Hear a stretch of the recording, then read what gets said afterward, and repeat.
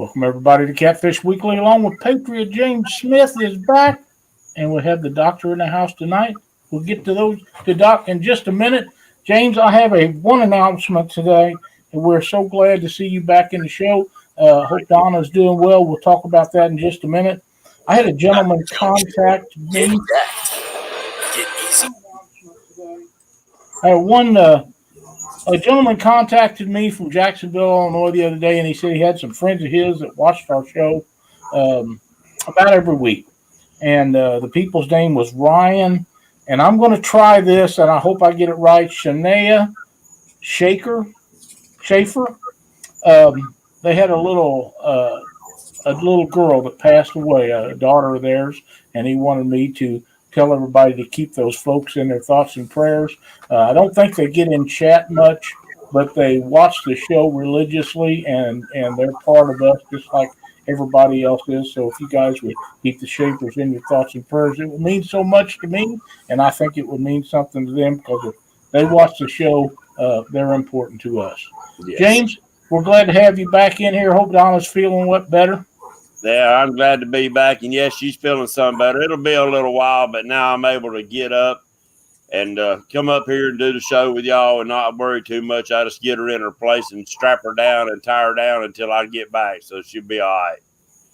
Very good. Very I good. appreciate all y'all's prayers and well, thanks. I really do. It means a lot to me and to her. But good to be back. And what better way to come back and have Doc Lane staring me up here in the face? Hey, good to be here tonight. How you doing, buddy? I'm doing good. I see you got the hummingbirds around. They're all over you back there. You got 4 or 5 hummingbird feeders on the front porch there with you? I got 7 altogether. I got 5 up on the porch, 2 down in the yard. I know I've got at least 28 that are running because I got 4 perches on each feeder, and then right now I've got a ton of them. But yeah, I kind of took one out of Chuck Davis's playbook and decided to come out here on the front porch and do the show with you tonight. So I'm kind of hoping that my one hummingbird that likes to land right here on the bill of my cap, I'm hoping that she'll show up and stare me down like she usually does. I would hope so. That'd be interesting. I know just a few minutes ago before the show started, I could see them flying around back in there behind you. So I anticipate as that light gets a little better off your left shoulder, maybe we'll be able to see them here in a little bit because they was all over the place not very long ago. So made for a pretty interesting scenery there. But how you been? I've been doing great. The weather right down here with this week, the weather is a whole lot better than what it was last week. Last week, oh my goodness, it was so hot here. Yeah, you were saying 100 and some degrees every day last week. Well, it's only 79 here. It was only 80 for a high today, and we was in the 90s all last week. So I knew you was hotter than that. But we're going to have a low 80s week most all week this week, so we're excited about that around here. So I can imagine how much relief that's going to be for you guys down south. Yeah. So now, and I'm sure that people are listening that the Star Wars that you hear are all the hummingbirds that are above my head. I mean, they are flying around everywhere. It sounds like a real war going on here in the evening. It's only going to get better as it gets a little bit darker. Oh, yeah. James, what do you say? We see if we can hook up everybody that's in chat tonight and see if we call out a few names.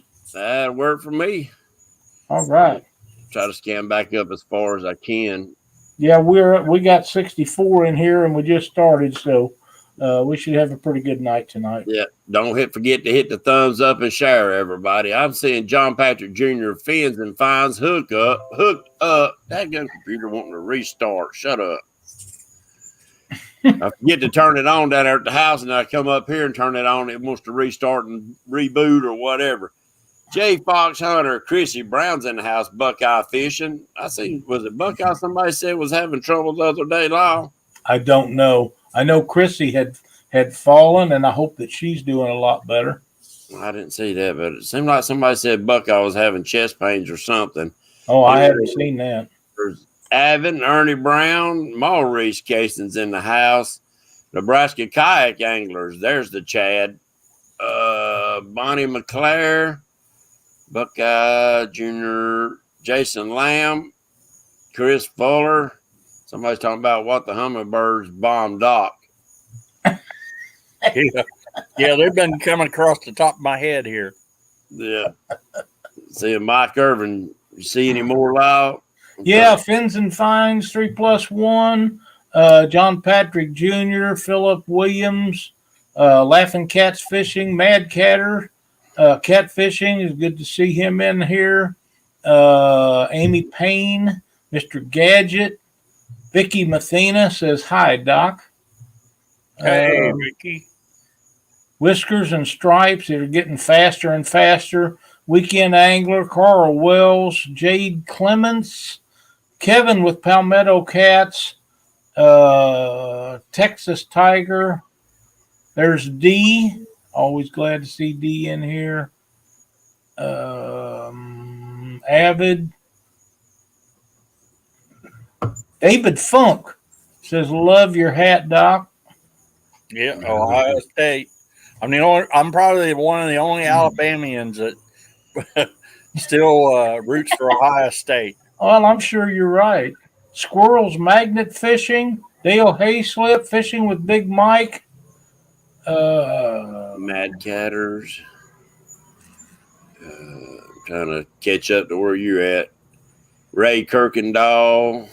Weekend Angler Josh says him and Caitlin are headed out to check out the spillway. Going to wet a line. Good for you. Yeah, no doubt. Somebody needs Mike to wet Sampson.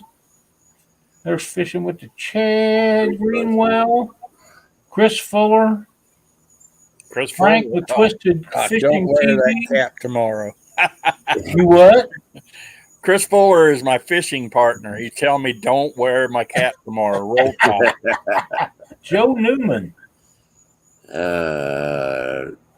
Catfish Fever, Brian Bolts. Ryan Borch, yeah. Yeah, Bolts. That's how you say his name. There's Lynn. Yep. I see him. James Fox. Hey, Bink. Old buddy Bink. Absolutely. You still talk to Bink every day? Oh, yeah. 3 people that I talk to every day. Bink, Vicky Mathena, and Chris Fuller. Every day. Hog leg catfishing. That might be a new one on me. Yeah, I think it is for me too. 3+1. I think you hollered at him a little while ago. Yeah. I think we got them right now. I think we got them covered pretty well. If we missed you, we might pick you up if we see you in here again. Don't be hating on us if we missed you, because that chat's rolling through pretty quick. We're up to 72, and it's getting faster by the minute. So. Yeah, so if you got some questions, throw them up in chat. But we're going to hit Doc up for a little bit and pick his brain, because last time he was having a little bit of trouble with the internet, but he got that straightened out. Yeah, he did. Man, he got good internet now. Yeah. Purple Hook Production. 300 meg coming off my fiber optics. Oh, you're killing me. Yeah, man, it is fast. Sounds like it's as fast as mine. Man, Yeah. we just had AT&T out here the other day because guess what, Lyle? Last week I couldn't have went on your show. We was right in the middle of a storm, and it hit our internet box again. I'd get tired of that pretty quick. Well, I mean, what do you do? I live in the woods. And I can't find where it's hitting. Yeah, you ain't nothing you do about it. You know, that old copper running up through here, it could have hit a mile up the road and knocked it out, you know. Yep. But I asked them, I said, when y'all going to bring fiber down this road? They said, well, they wouldn't be, but you and your neighbor, that'd be the only ones get on it, so it ain't worth our time and money. I thought, well. That's too bad. Yeah, when you live in the woods, I guess that's the price you pay. I don't know. Whiskers and Stripes says 300. He don't even get 3. I do a speed test on mine every once in a while, Doc, and I send it to 2 or 3 people that I know doesn't have very good internet service. And while they're bitching about it, I'm just laughing and carrying on. I find it extremely funny. They're hating on you. Oh yeah, but Cat it's real made funny. it in. Mr. Wampus Cat made it in here. David Yeah. Crowley. Best I can get it be on the best day is a 3 on the upload. Oh, That's wow. the best. Wow. yeah. Mine averages about 100 on the upload and about 150 or more on the download side. So Couldn't it's imagine. fast. I couldn't imagine. You know, I can bring him up a movie. I can stream anything, and it never buffers. Never buffers. Dang right. I Well, understand. I'm glad you got your internet back on. I'm glad we was able to get you back on the show, and I'm glad it was me coming back and you being here because we've been Oh, I waiting on this appreciate show that. for a while. Yeah, I appreciate that. I see the Cross family just jumped in here with us. Already. He, How does your internet catch your catfish? Well, I'll tell you what. I use Navionics on my laptop very heavily before we ever go fishing.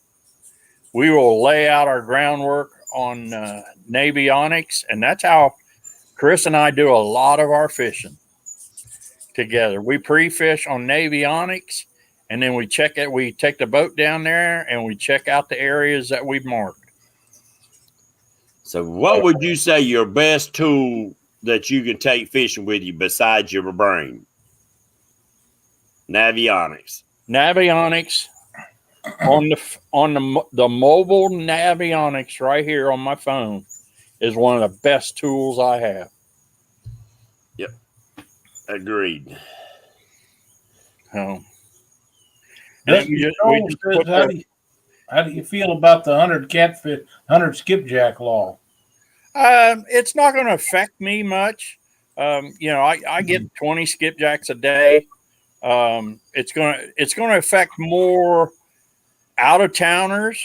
It's going to definitely affect the guys that do it, the bait dealers. You know, now we haven't seen anything in black and white, and everything just kind of, you know, I've been hearing it from, you know, when I'm on the water, I see the biologists, and I sit there and I'll talk to them, or the game wardens are, you know, they're always checking everybody down here. So, and I'll ask him, you know, hey, what's the word that you're hearing? He's saying, well, 100 a day per angler, 100 possession limit. So, you know, that means you can't, you know, it's per angler. So if you got a family of 9, you got it made. But if, like me, you know, all I'm going to get is 100, and that's it. I can't get any more. You know, so I can only have 100 in my freezer. Yeah. Yeah, I'm okay with it. I think that should have been done a long time ago. And I think that law should apply to everyone. I don't care what kind of license you got.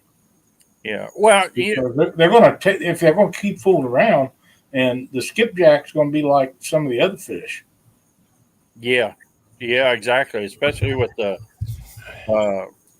Asian carp that are making their run up the Tennessee River now. Yep. You know, so it just, you know, I know 20 years ago when I first started coming down here, we didn't even use a skipjack rig. No. We didn't, you know, you just went up to the dam. And back then, we didn't have the huge nets like everybody has now. The netting was a lot smaller. And all we would do was just take that net and dip it over the side, scoop up our bait, put it in a cooler, and then go fishing. Yep. You can't even do that now down here. You know, sometimes you got to work hard to find bait.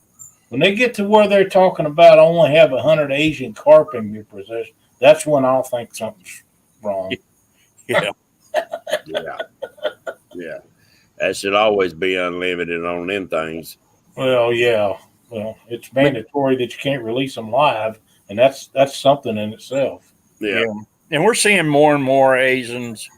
You know, they're coming up through here. We see them all the time. I'm not seeing a lot of the little ones. You know, I throw the cast net a lot for shad and stuff like that. I'm not seeing a lot of the little ones here. What ones we are seeing are fairly large. I try to catch those guys just for the fact that you know they're good. They're great bait. You I mean, bet they're you. awesome bait. You know, we don't see many on Wilson because just for the fact that Wilson is so deep. Right. You know, they like to hang around in the shallows. Wheeler's a little bit different story, but I haven't. I talked to a lot of the guides. You know, you got Josh Brown, J.R. Hall, Mike Mitchell.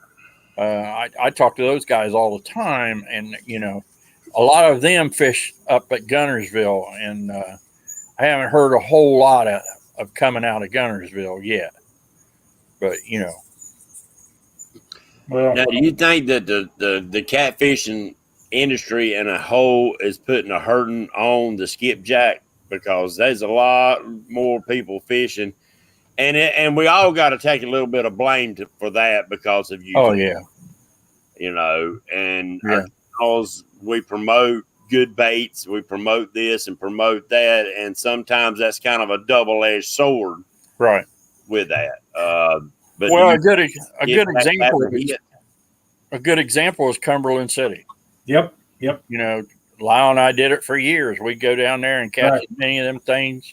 You know, we're as much to blame as everybody else is. That's 100% correct. You know, we went down there and just caught them by the hundreds and pack them up, bring them home. And, Yep. you know, we made a get out of here. One yellow jacket gone. There you go. You know, we made a regular trip out of it every winter. Yeah. One year I brought back I believe it was 565. Probably give that many away. Bob Brood couldn't catch one, so we kept loading him up. Yeah. Poor old Bob. He caught two or three the whole He weekend. was horrible at it. He was terrible catching skippies. But he's like everybody else. He loved to go and he loved to fish and he wanted bait. And you never thought there'd be an end to it in those days, but there is an end to it. Right. Yeah, I just wonder because I've heard people talk about it's tougher in certain spots now to get them in some of the rivers than what it used to be. I hear it's really hard in Cumberland City now. Yeah, because they've shut down the power plants. Yeah, you just can't get them. Well, the power plant that's on Pickwick, below Pickwick Dam, or above Pickwick Dam, I should say, on Pickwick Lake, they shut that one down. And that used to be, you know, it was a steam plant, but that used to be a hot spot. Chris and I went there a few weeks ago, fished down that way, and they're in the midst of tearing that one down. They tore the one down at Johnsonville. They just imploded it. I just saw that on the internet. Wow. That's too bad. Mike Greenwell wants to know, he says, ask Doc what navionics he uses on the laptop. I think there is different options. Yeah, I use a mobile app on my phone, and then I use, I'm not sure which one. Let me see what it looks like. Yeah. Navionics.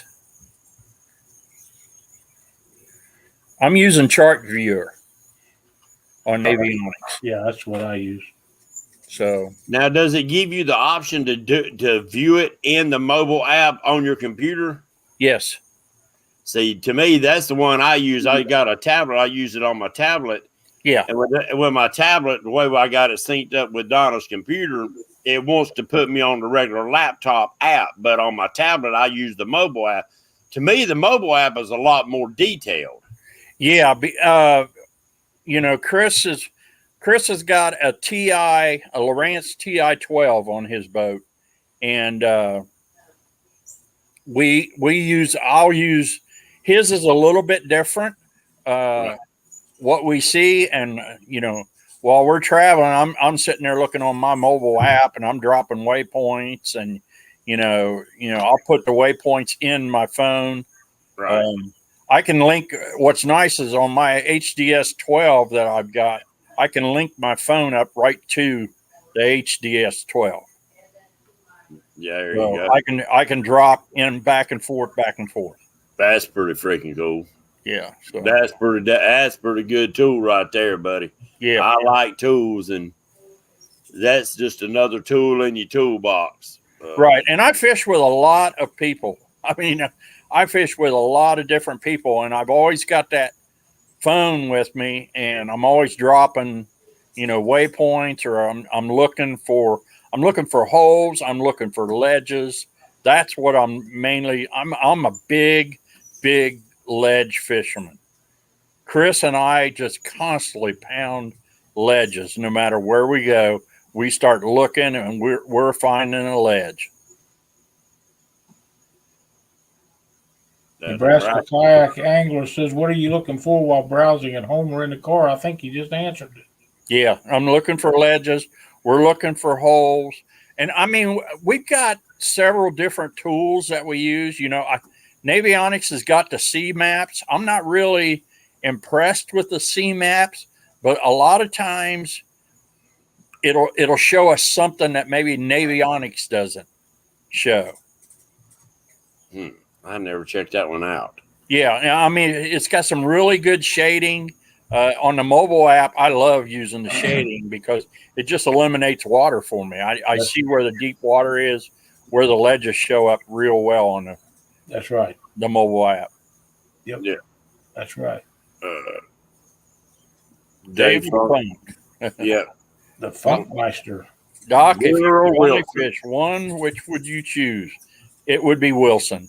Wilson has got a ton of structure, and Wilson's smaller than Wheeler. Wheeler's 75 miles long from Wheeler Dam to Gunnersville. It's 75 miles. From Wheeler Dam to Wilson Dam, it's 13. And it has everything that I want when I'm fishing. Deep water, shallow water, tons of ledges, and tons of trees. Dieter put this question or this statement up there, but if you don't want to talk about that, I understand. Yeah, I can talk about it. Okay. Bink and I talked about it last night, and I told him, I said, I might bring it up. I'm not going to go into great details of what happened. All we know is we were running downriver. We had caught some really good fish the day before, and we felt the fish were going to stay right there. We were heading downriver, and the motor it went into alarm, and it died. Well, at the time, we were in like 3 to 4 foot swells. The wind had kicked up, and it was bad. And it just, no matter what we did, nothing worked. And, the bottom line is the boat got swamped. A buddy of ours was trying to tow us in. That didn't work. There was just too much wind and waves. Finally, it started coming over the front of the bow of the boat. And we made Bink and Jenner on one side. I'm on the other side. And I told him, I said, I'm going to step off of here. I said, we're going down. So I stepped off of the boat. They stepped off on their side. I'm sitting there and I'm in 38 foot of water, and my PFD doesn't go off. And Unbelievable. I reached down and pulled the manual. It still didn't go off. So, at that point, I'm definitely screwed. So, I'm sitting here talking to myself, stay calm, all right, the wind's blowing. That's pushing. I was about 100 yards off the bank. And the wind was blowing really hard. And so I just turned around. Okay, swim towards the bank. I'm sitting there talking to myself. Well, it just happened to be Gary and Tiffany Taylor. And Lyle knows who I'm talking about. I do. Good guy. I didn't even know they were in the area, and they made 3 passes around me, and the waves were so high I didn't even see the boat. I never saw the boat go by me, because I'm sitting there just swimming away. Now it had been pouring down rain, so I had full rain gear on, had boots on, everything was full of water, and the water was right up to my neck. It was right up to my chin. And I'm just sitting there, going along. I'm letting the waves push me towards the bank. And then I heard Tiffany screaming at me. And I looked up and I saw the boat, and I got washed into the boat. And, eventually they got me out. So good deal. So, I still got the Mustang PFD. I sent it back to the company. I got no response back from them. They probably, which it was a little disheartening because, man, I had wore those things for years and religiously. Yeah, and Lynn always had hers on just for the fact that she couldn't swim. Yeah, I've always worn. Everybody knows I've always worn a life jacket. Yep. From day one, I've always worn. I'm 68 years old. I'm a good swimmer. I'm a great swimmer, but it just. You don't ever know. So, I've got the regular one now. I still wear the Mustang. I've got the other Mustang that I wear. But, I think heavy about, what could have happened that day. Did you check the other one to make sure that it works? Yes. I thought you knew most that you had. Now, when you sent the other in, did they ever send it back or anything? Yeah, they sent it back to me. Okay. Now, have you checked it to make sure that it works now? It's still sitting on the living room, in the kitchen table. I understand. It's still sitting there. Yeah. I've never done anything to it. More than likely, knowing me, I will put it on the wall as a reminder of how lucky I was that day. There you go. I told the Ishcomers when they came up, and I told her, I said, it wasn't my time. That's right. I didn't know. I don't know what God's got planned for me, but it was not my time that day. That's exactly right. And yes, David, we did. We talked about this recently. Yeah. And you played it smart. You went with the way the wind was blowing you towards. You didn't try to fight it. Right. A lot of people get in danger is they try to fight what's going on with them instead of going with the flow. Yeah. My biggest thing is once I got separated from Janet and Bink, I got in a little bit of a panic.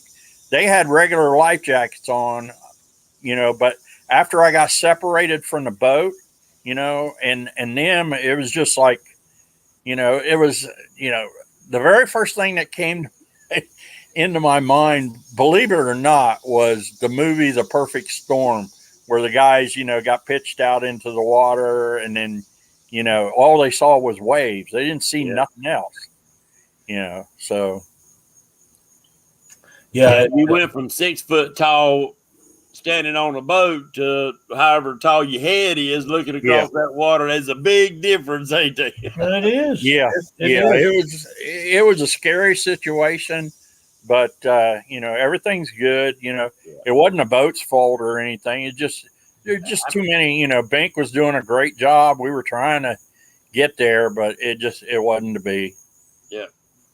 Well, glad all of you made it out safely. They finally got the boat out of the bottom, I'm sure. Yeah, they got the boat. It was full. I found a new muzzle bed that I didn't know about, so I know where that's at now. So, but on the bottom, there's a bunch of poles laying there. I've gone back, try to catch them, but I've never been able to catch them yet. You probably never will. So, you never know, though. Don't ever know. You liable to come dragging through there one day, dragging baits, and come up with 4 or 5 of them. Well, Kurt Hance and Richard White were up down here fishing with me, and I watched Kurt throw a pole into the water. It hung, and he threw it right into the water, and it had one of them high-dollar Shimano's on it. And we started taking rods and throwing them out there, and I threw probably 7 or 8 times, and finally I was dragging along, and I said, man, I think I've got it. And I just reeled nice and easy, and it was on an orange Whisker Seeker rod. And I told him, I said, if you see anything that looks like your rod, just reach out and grab it. Sure enough, the tip come up out of the water. My circle hook had gotten in the third eye of that rod. I mean, that's unreal. Unbelievable. Yeah. So, and he grabbed it. So that's good. Yeah. A lot of times, if you can throw crossways of one instead of the lengthwise, you have a better opportunity. But that don't mean it's going to happen all the time because I especially try to shoot at the bottom. That's a fact. Yeah. Whiskers and Stripes says, I was on the fence about inflatable PFDs when this occurred. that made up my mind. Poofy foam and nylon straps for him. Yeah. We got both kinds.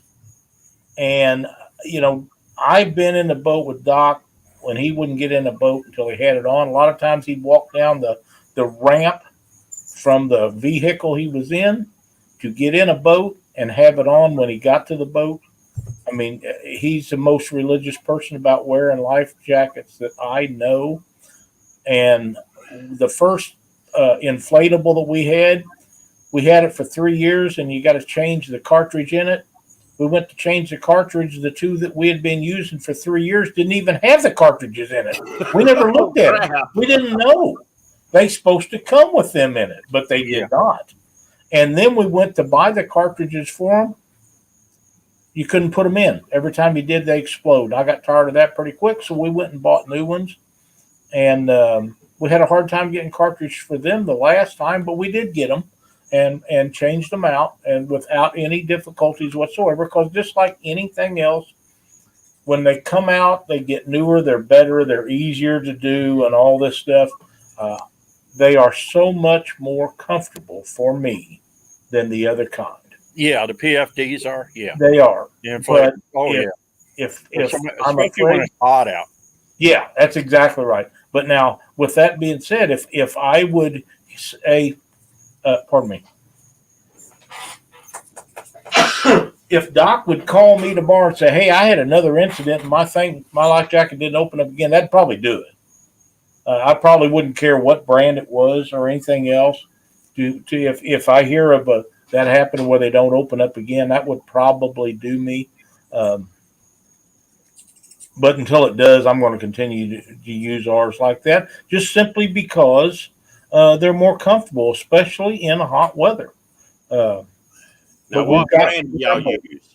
What's that? What brand are y'all using? We got the ones from the Bass Pro Shop. Okay. I had a Mustang. Yeah, Doc's is top of the line.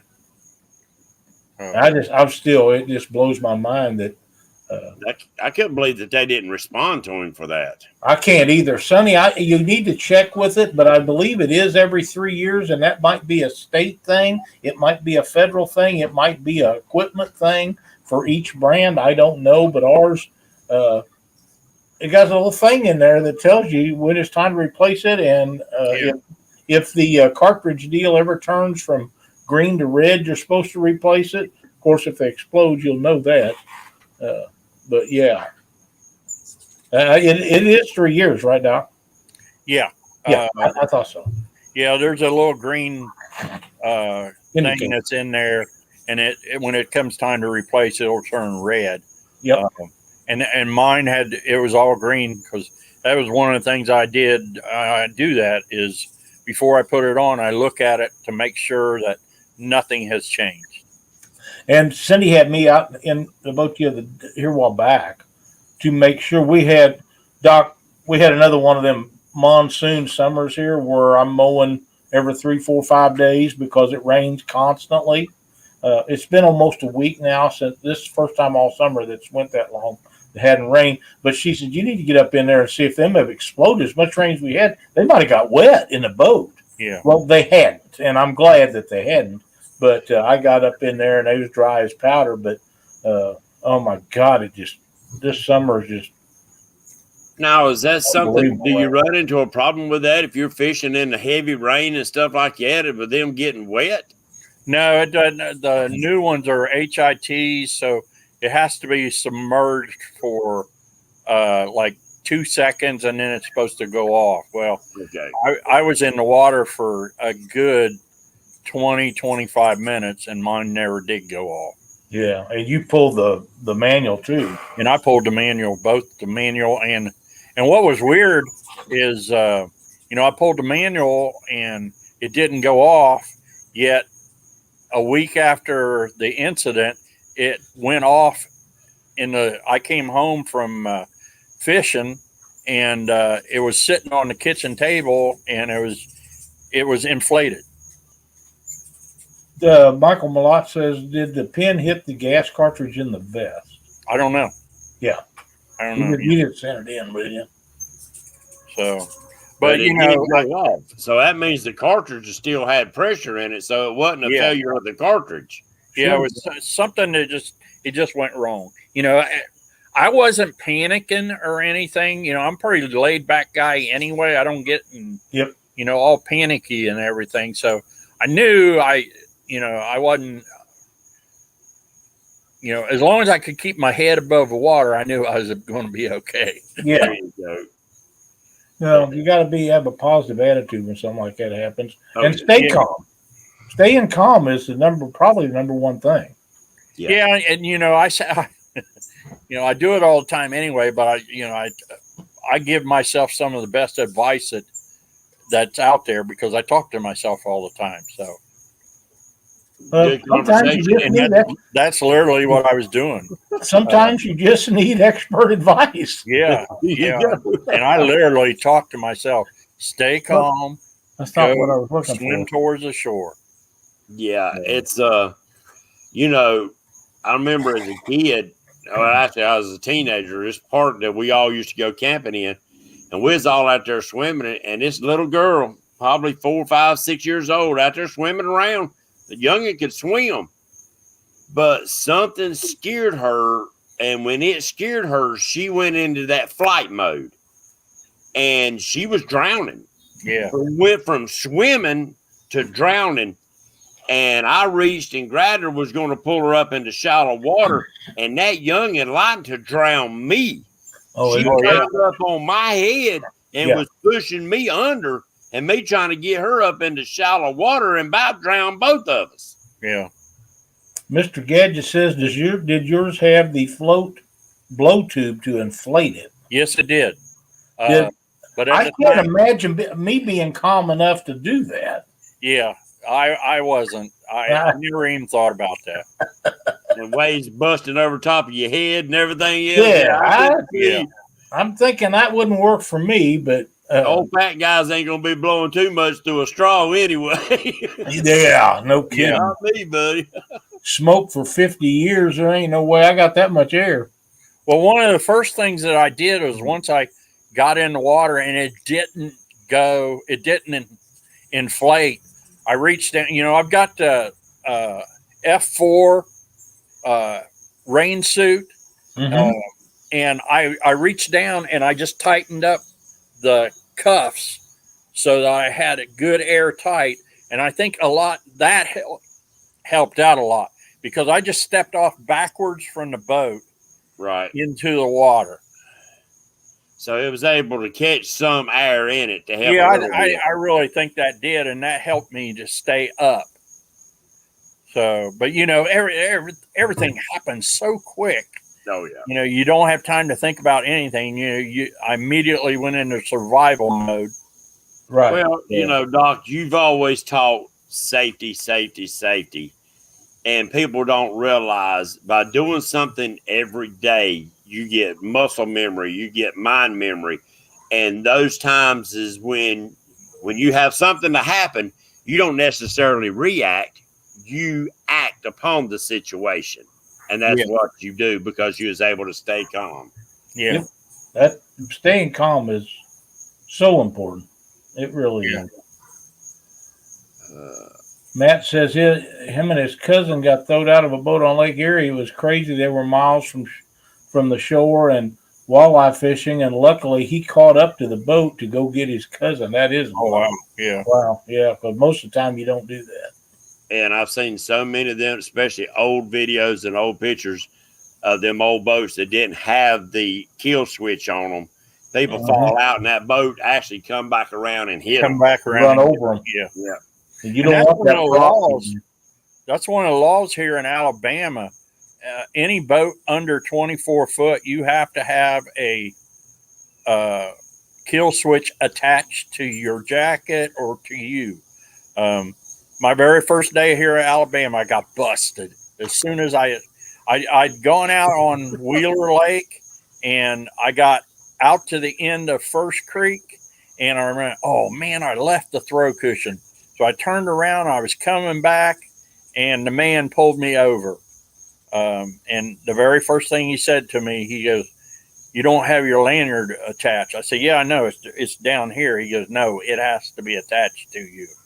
I went, uh-oh.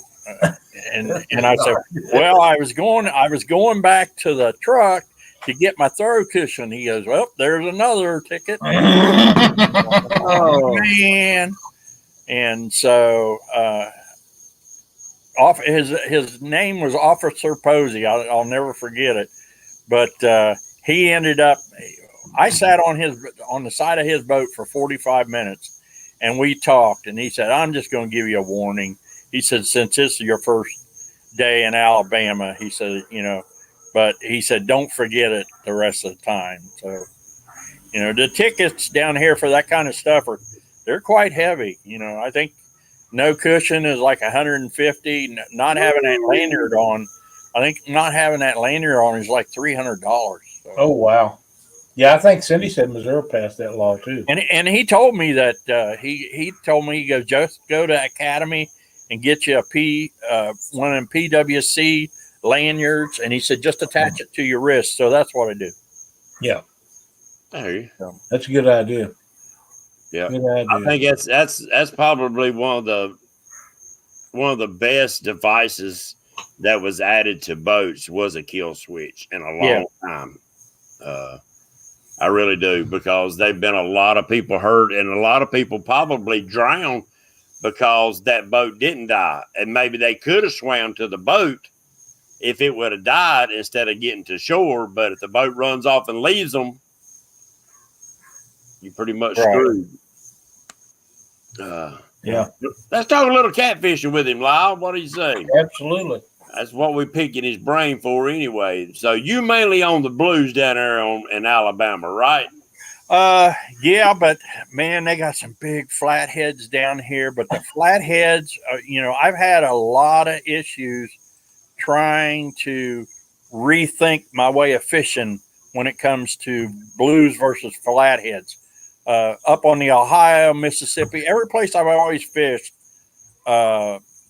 blues always relate to rocks and flatheads relate to wood. Right. Down here, blues relate to rocks, but flatheads relate to rocks. The biggest flatheads we have caught have all come off of rocks, not wood.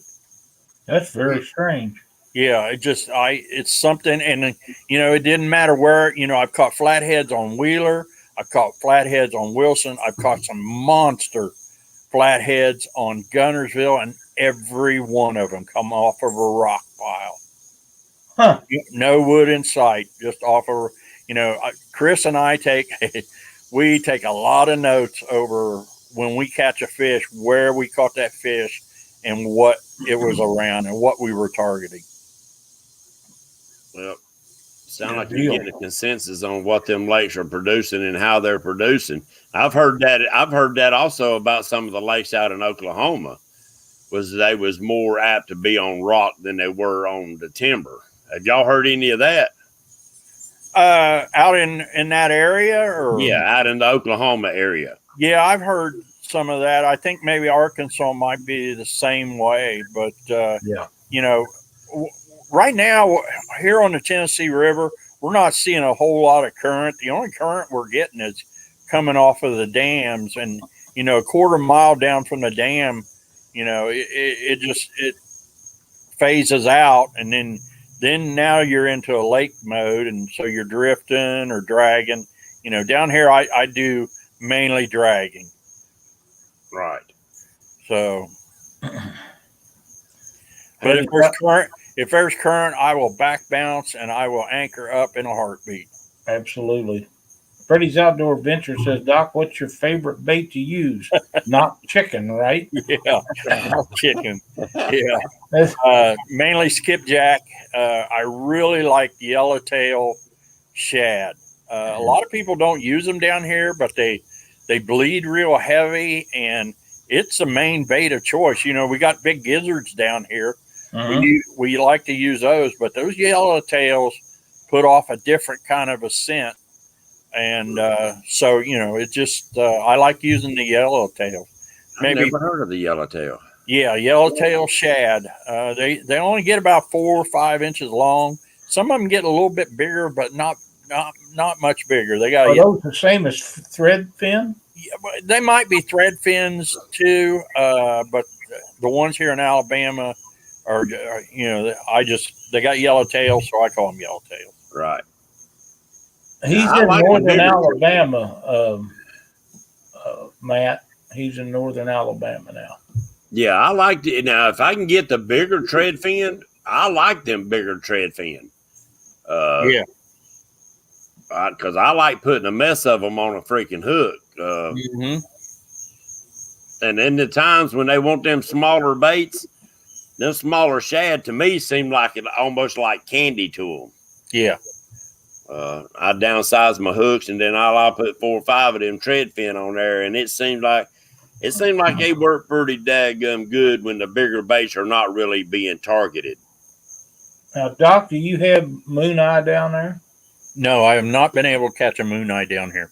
I miss that because Yeah. moon eye was one of my favorite baits. When the water gets, 80, 85, 90 degrees, I just really think moon eye is the most superior bait that you can use. I'm on board with you, buddy. So That's my favorite bait. So you're thinking seasons. What do you think your seasons are down there in Alabama as far as baits? As far as bait, the bait is here. The bait is here all year long. It's just it moves around.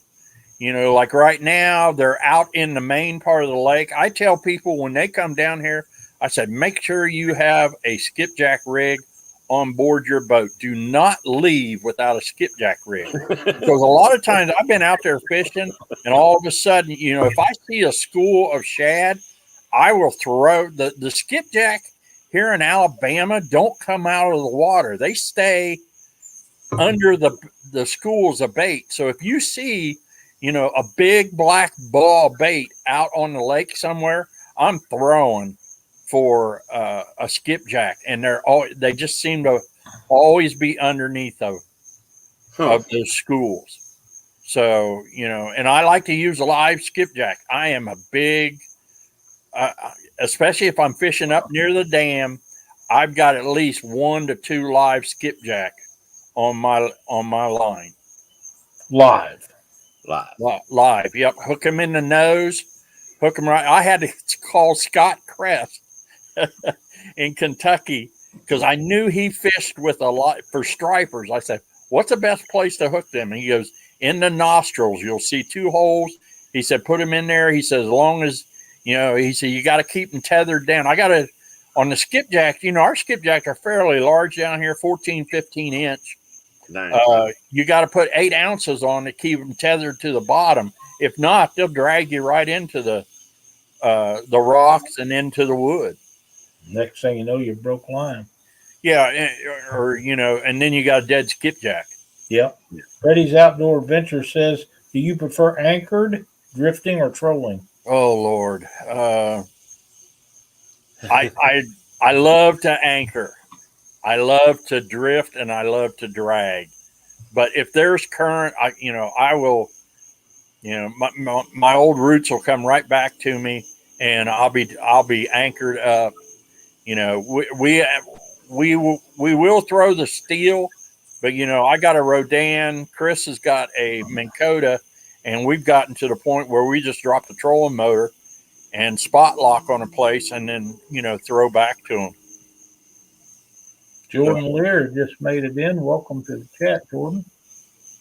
Yes, I think quite a few more people jumped in here. Yep. Now, Alan T Outdoors. Now, what do you think it is about the flathead, Doc? Is it the hunt of the fish, or just the majestic look of the fish, or whatever? What do you think that really draws the people to that fish? I don't know. For me, I've been chasing catfish for, I looked it up the other day. I've been chasing catfish for 60 years. So, I started when I was 8 years old. My grandfather taught me to chase after them. What I like about flatheads is just man, it's just like a F-16 that is tied to a dump truck. You know, now the one thing different about here in Alabama is the flatheads do not move off with a bait slow. They slam it down. I swear, some of them fish hit that bait on the run. Dang right. You know, and I used to use sinker slides. I'm sponsored by Rig Wrap, and I don't even use the sinker slides anymore because these fish down here are not weight shy. So I just clip my weights right onto my 3-way. There you go. And you know, they don't care. That yeah, I was kind of asking you that. It was you know, we talk about around here catching, most of our flatheads come on cut bait. And Lyle said he's hardly ever caught a flathead on cut bait. Well, I think just a couple. But is that, do you see that happening down there, or is it mainly live bait? No, I mainly catch all of our flatheads on cut bait, cut skipjack, cut shad. That's crazy. That, you know, that's a live fish eating machine. Yeah. You won't come to Missouri and do that, I promise you. Yeah, on Gunnersville Lake, we caught all of our okay, so let's see, I wrote it down here. I wanted to make sure in case somebody asked. In April, I had 5 fish over 50 pounds, and my new personal best come off was a 61, and every one of them come off of huge whole skipjack, tail cut off on them, and just out there. You know, we're locked up. We know where they're at behind the boat. We throw back, and they move up on the bait. That's how I like the back bottom bounce. Cut the tail off of them and stick them out there. Yeah. Freddie's Outdoor Adventure says, what rod length do you use most and what type? Heavy, medium heavy, or medium weight? Well, I'm mainly 7.6 to 8 foot.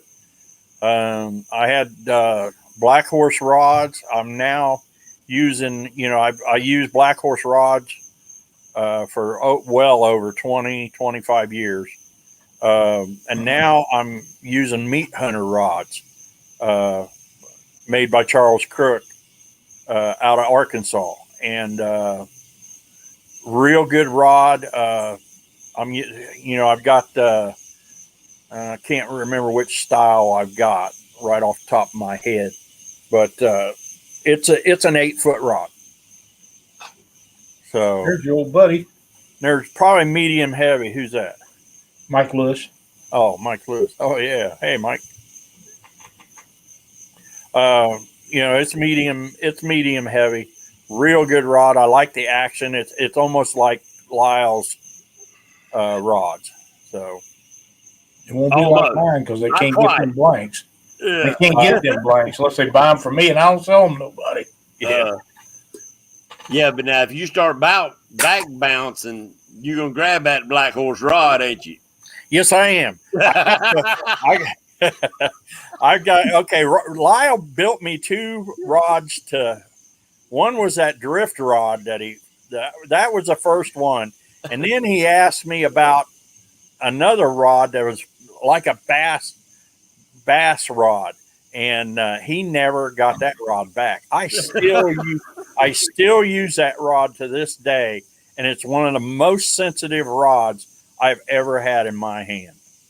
Well, it's, that was a test one to see if I liked that. That company sent it to me to test to see if I would build on their product. And back in those days, I used to get a lot of that sent to me, and but now they just find somebody that'll import them China ones and send them, have them build on them. But yeah, in those days they sent them to me, and I built that one, and I had never used it, and I took it down there because I wanted to try it out, and I here, Doc, test this. And he did, and almost lost it off the back of the boat. Oh, yeah. Chris just posted, I use Meat Hunter Extreme. Thanks, buddy. But, you know, we had a lot of fun down there, and he liked the rod. And I fully intended to give it to him. after we worked so hard to keep from it going in the drink. Oh yeah. Oh Lord. Yeah. That was. I almost lost that. That and one of my 7,000 reels. I thought it was gone, but Oh man! I tell you what, this old man can move pretty quick. I mean, I Did went right over the back of that boat, landed on that 300 horse engine on the back, and grabbed that rod as it was going into the water. Caught it just by the butt cap. Oh man! That's all he had in his hand. If it I was had getting- catfish well, what I was slime, you'd have doing- missed it. I was changing hands, and I have learned now to make sure I've got the rod in the other hand before, so. Oh man! If it had catfish slime on that other hand, he'd have never grabbed that butt like that. It'd have been gone. Yeah, because once I grabbed it and I pulled back, Lyle goes, "There's a fish on." I said, "No, he's gone." So at least the rod come back and we had such great times. I caught a gigantic billy gar down in Kentucky in a tournament with Doc in a boat, and the damn thing shook its head when he was trying to unhook it, cut his hand all up. Cindy bandaged him up. Lost my Leatherman that I had my whole life. We'd had him since high school. Broke my rod that day, but we've been through some stuff, Doc. It was crazy. It was, but it was fun. I mean, we always had a good time. But you know what we need to do, Lyle? What's that? I want to get y'all two on one night on my show, and let's do a show on y'all's stories. Oh, Lord. Oh my God! I do. So You better in a have couple plenty weeks, of I've got time. an opening. Couple I'm weeks, pretty I've sure got an Doc and opening. I's got plenty of stories. I would love to do that because it's a lot of fun. It brings us in personal with y'all, but at the same time, we can learn from some of those stuff. Freddie says he's got one more question for you. Yeah. What rig setup do you prefer?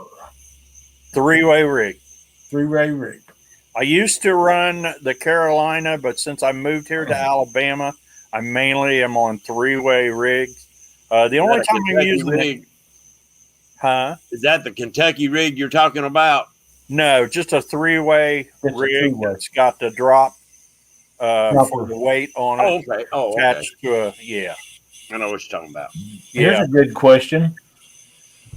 Matt says, so Doc, did you learn from that? Have you ever allowed Lyle back on your boat? No, I was on his boat. No, we were on your boat. Yeah. And then I think it was a year later he was on my boat. Yep. But And we we didn't went- lose no rods in. We didn't lose no rods. We went and parked, and your rod went down, and I was sitting by it and caught your flathead. Yeah, because we come up and we tried everything to catch these fish. Man. Nothing worked, and we're going No. by, and I told Lyle, I said, "Oh, right there's a flathead." So I set up on it, and Cindy was getting really hot. Oh yeah, it was miserable out that So day. I put the bimmy up, and I'm fixing the bimmy up, and I hear something. I look around, and my outside rod is just buried down. Lyle's right there. He brings it up, and I think that was a 35-pound flathead that we Good, nice flathead, yeah. Yeah, and just only minutes from the boat ramp. Yeah.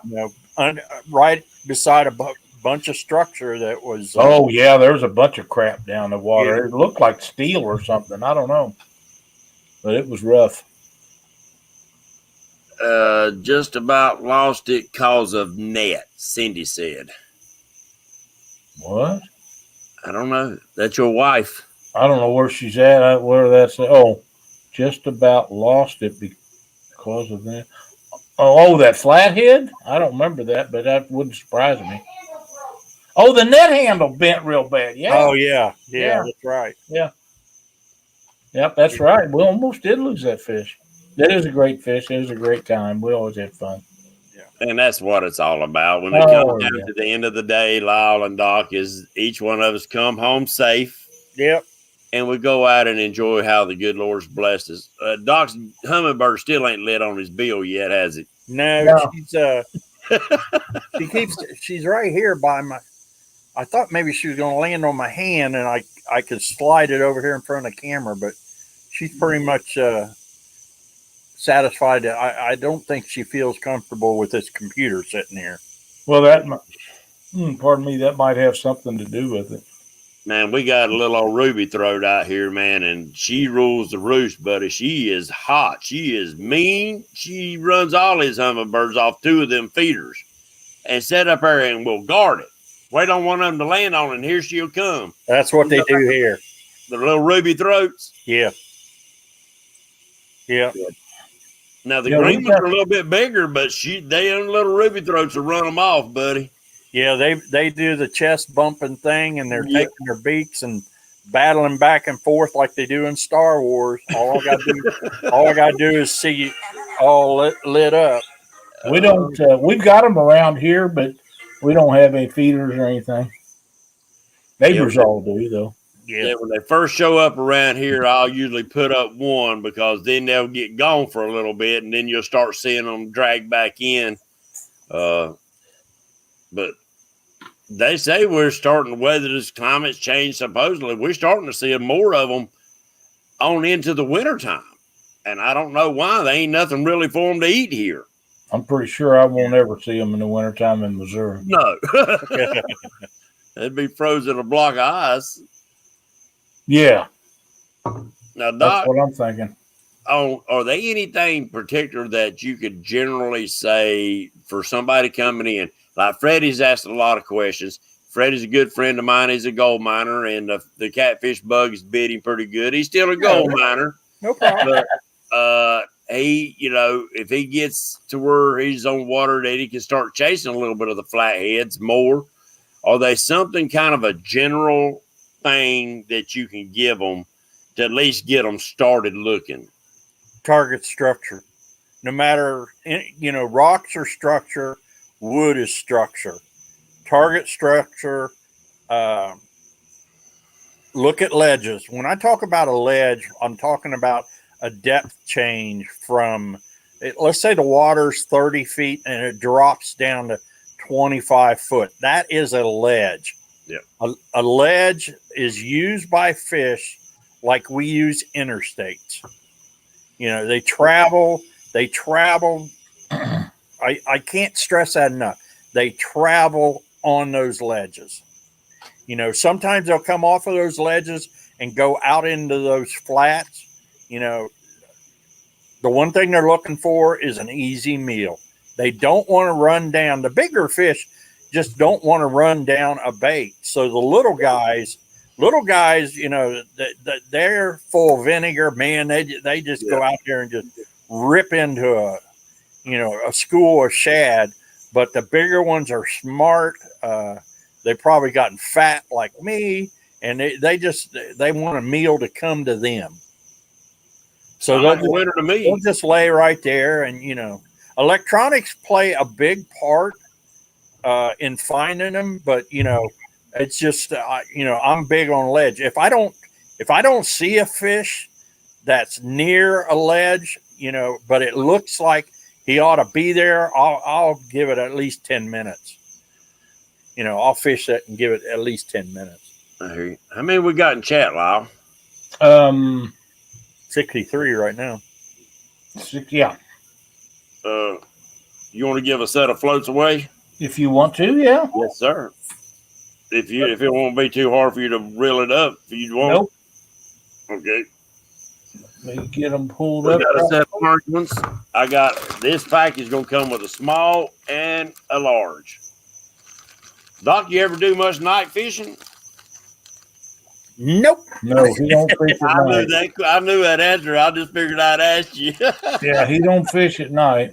I've only fished since I moved down here. I've only fished 3 times at night. 2 of them was during a tournament.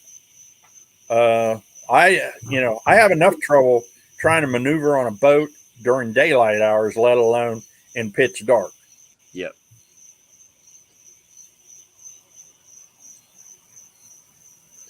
Yeah, it's since I've come out with these floats, Doc, it has amazed me at the different ways that people use a float. Not just mine, but use a float for catfishing. You know, I thought when I first started it'd be just a couple different ways.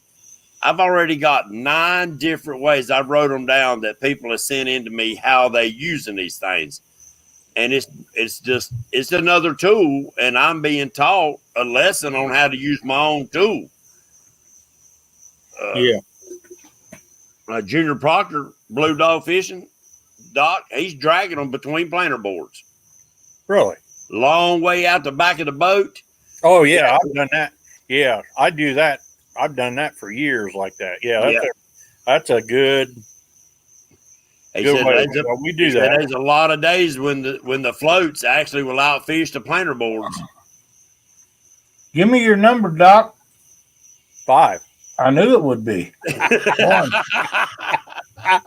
Some things never change. That's right. 3, 4, and 5. And the winner is Buckeye catfishing. Buckeye, give me a holler, my friend. Appreciate you watching the show and supporting us all. Lyle's been supporting us for a while. Ernie Brown, contact me. Not Ernie Brown, but duh. I still looked up and seen the Ernie Brown name. Buckeye, please contact me, and I'll send you a set of orange floats on the way to you, my friend.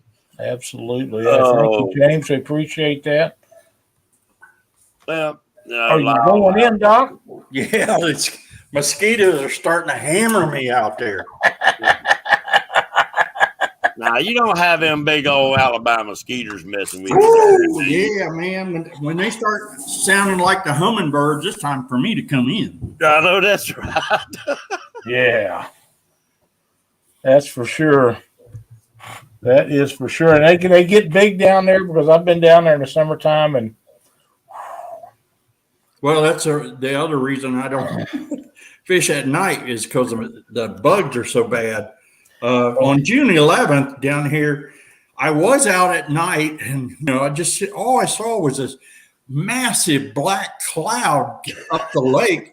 Couldn't figure out what it was until they got nearby, and then, man, it was mayflies. They call them willow flies down here, but there was mayflies. Oh my goodness, they were so thick. Yeah, I bet. I've heard everybody talking about how bad a year this year's been with them cotton picking things. They get pretty rough. For some reason, the worst I ever seen them was on the Mississippi River, and the worst place I ever seen them was in Keokuk, Iowa. And you couldn't walk across the streets up there. You could not walk on the streets. That's crazy. You'd bust your butt and go on. They'd get in there so thick, and you'd have to power wash your boat out. You couldn't vacuum them up. They just clogged the vacuum up. Right. It's craziest I ever seen. Nebraska, just hit me up on Messenger through Facebook. And if you don't have Facebook and Messenger, you can text me at 704-600-8369. Well, Doc, I was going to ask you one more thing. Okay. For good old time's sake, we need Doc's tip of the night. I'm good with that. Doc's tip of the night. Guess what? Right here. Get you a fish counter. Now that they're going to have limits on skipjack, we've got these fish counters that we use them a lot just for counting fish. Somebody said, "Oh, how many fish did you catch?" Well, the old cliche is, 15 or 20. Well, did you catch 15 or did you catch 20? So with a fish counter, you know how many fish you catch, and there you go. And they're not expensive. No, they're only less than $5. Yeah. There you go. Yeah, they're not expensive. Doc, thank you so much for coming on the show with us tonight. We appreciate it. And anytime you want to come back on, or if you got something that you think you need to tell people about, just give me a shout. We'd be glad to have you. Always would be. And it was awesome seeing you doing the show again. And I'm glad you got your internet fixed. And we'll get together one of these days and go drown some bait and tell some stories. And Well, Go on. y'all two don't forget. Let's say in a month, I'll get in touch with you, and y'all try to get your days together. About a month or so, we're gonna do a story night. I'm usually around. I'm good with that. Yeah. Bring y'all two on there. Just think of some good stories, some good funny ones, and some good serious ones too that people can learn from. And just that's right. So thanks. I appreciate the invite, Lyle. Oh, anytime. It was great. Thanks again, guys. Appreciate it. Thanks everybody for tuning in to Catfish Weekly. Absolutely. We appreciate everybody being in here, and we'll see you next Monday night. Be sure to tune in to Catfish and Crappie. They got a good guest on out, Mr. Wisconsin fisherman. He's a great guy, and they should be talking about panfish, so give them a shout. And don't forget, Wednesday night, we got ladies' night out. The ladies are going to be in there Wednesday night. So it'll be fun. Good night, everybody. See you soon.